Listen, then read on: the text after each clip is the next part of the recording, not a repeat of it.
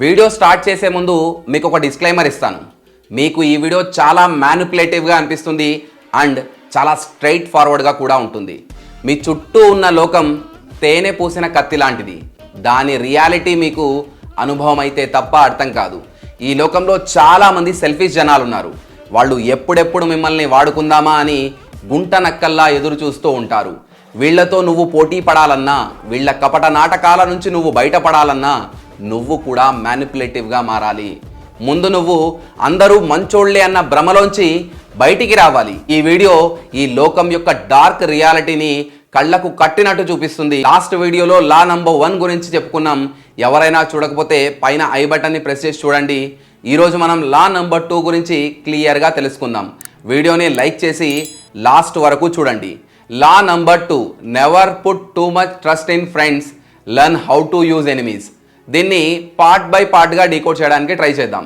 First, never put too much trust in friends.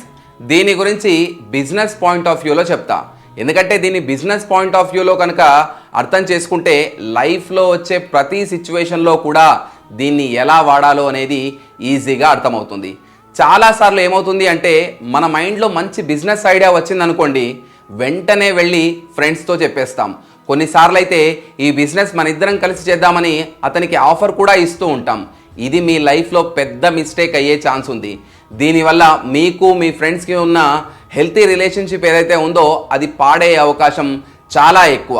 And దీనివల్ల మీకు mentally, emotionally, financially పెద్ద దెబ్బ పడే ఛాన్స్ ఉంది. ఎలాంటి దెబ్బ అంటే అసలు దాని నుంచి కోలుకోవడం అనేది ఇంపాసిబుల్. ఎందుకు ఇలా జరుగుతుంది అంటున్నా అంటే, మీ ఫ్రెండ్స్ని మీరు బిజినెస్ పార్ట్నర్ చేసుకుంటే అతను చేసే పొరపాట్లని లైట్ తీసుకోవాల్సి వస్తుంది. అండ్ అతను చేసిన మిస్టేక్స్ని చెప్పడానికి కూడా మీ దగ్గర ఛాన్స్ ఉండదు. ఎందుకంటే ఒకవేళ అడిగితే ఇన్నేళ్ల నుంచి మీ మధ్యన ఉన్న స్నేహం పాడవుతుందనే విషయం మీకు బ్యాక్ ఆఫ్ ది మైండ్లో రన్ అవుతూ ఉంటుంది. ఇదే విషయాన్ని మరో కోణంలోంచి చూస్తే, మీరు మీ ఫ్రెండ్స్తో ఒక ఫీల్డ్లో ఒకే లెవెల్ నుంచి స్టార్ట్ అయ్యారనుకుందాం.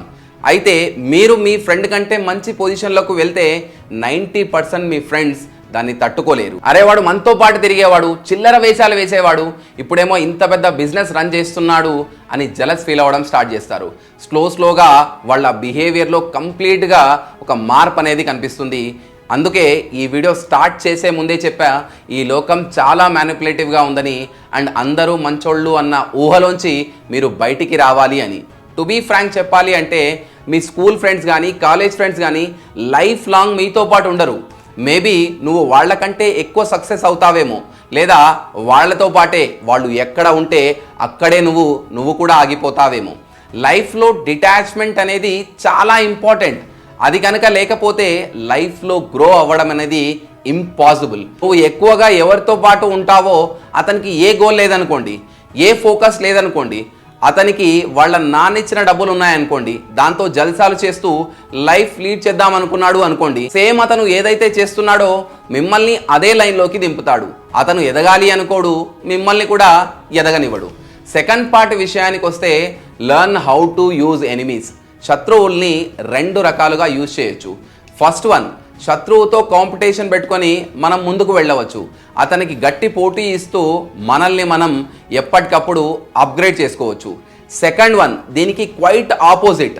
శత్రువుతో కాంపిటీషన్ అయితే ఉంటుంది, కానీ అది ఒక లెవెల్ వరకు మాత్రమే. ఒకవేళ మీరు మీ శత్రువుతో కలిసిపోవాల్సిన అవసరం వస్తే ఖచ్చితంగా వాళ్లతో పాటు కలిసి పని చేయాల్సిందే.